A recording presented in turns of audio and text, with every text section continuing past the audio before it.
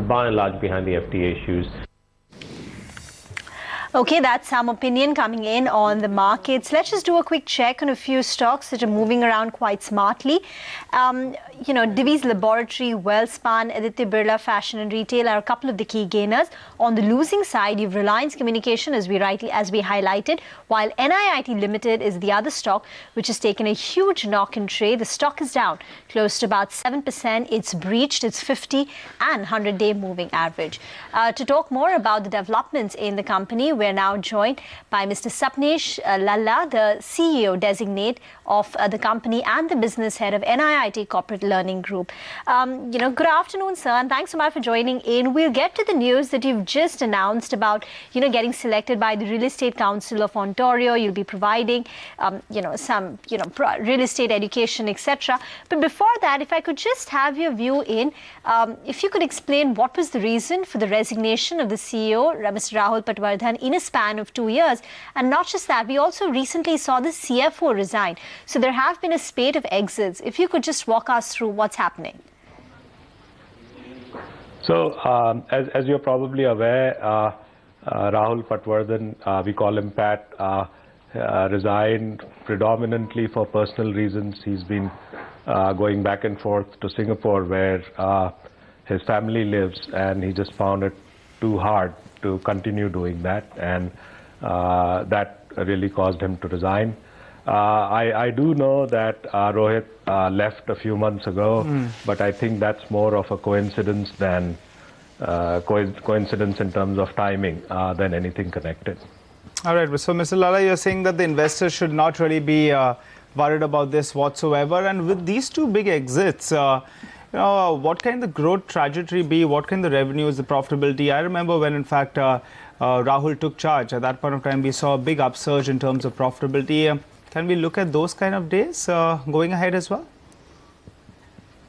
I think so. I think as you've been following NIIT, you would have noticed that Rahul put into place the restructuring and the regeneration plan. And now, around this time, we are entering our growth phase. And that's really going to be my agenda, to get NIIT started on a growth plan, something similar to what we have been able to achieve in the corporate group.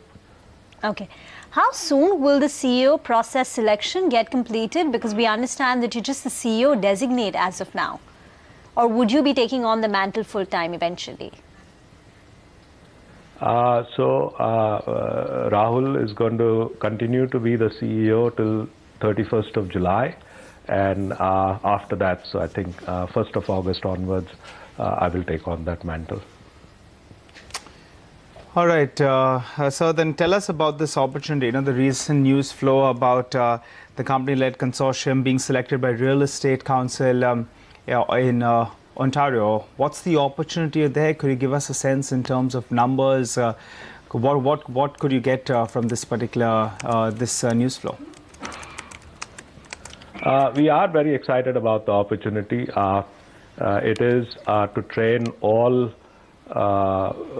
folks who are interested in dealing in real estate in the state of Ontario. RECO is the regulatory body that regulates deal making as far as both commercial as well as residential real estate is concerned in the state of Ontario.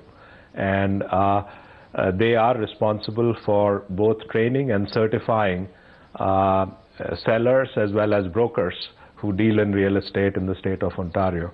And they have chosen to outsource both the training as well as certification. What does it mean in terms of numbers, revenues, margins, an opportunity going ahead? You could start off at X amount and maybe see a bit of a growth in these kind of deals. Yes. So as you may have seen from the press release, there are about 55,000 registrants who took this course last year. The current incumbent made about 35 million Canadian dollars as revenue from this opportunity last year. We will start benefiting from these revenues in about 2 years' time. Till then, we have a transition period. And with the rate at which real estate business is growing in the state of Ontario, especially the Greater Toronto area, we feel that this revenue opportunity will grow in the foreseeable future. Okay, just one final question. Q3 was exceedingly weak for the company. Your margins halved, your revenues were flat. Was that a one-off? And you spoke about being back, getting the company back on the growth track. Any numbers that you'd like to share, internal targets for FY18? We are pretty close to, or we are actually in the quiet period, so I wouldn't really like to speculate about numbers for Q4. All right, but for the next year, if you could tell us, how would your different verticals grow? I mean, your corporate learning, I believe the growth is around 15%. Am I right on that front? Can we assume a growth of 15% in the coming fiscal as well? Similarly, you could tell us for your skills business as well as digital. Sure. So, like you pointed out, corporate has been growing at upwards of 15%, and I really don't see any reason why it would slow down. We are in a string of great opportunities which should not just maintain but accelerate the growth path. The other two businesses, the skills as well as the schools business, are on a path to deliver growth, and you should see growth opportunities in both. Thank you. All the best thanks so much for joining in, and all the best for the coming quarters. That's the word coming in on NIIT Limited. We'll slip into a very short break on that note.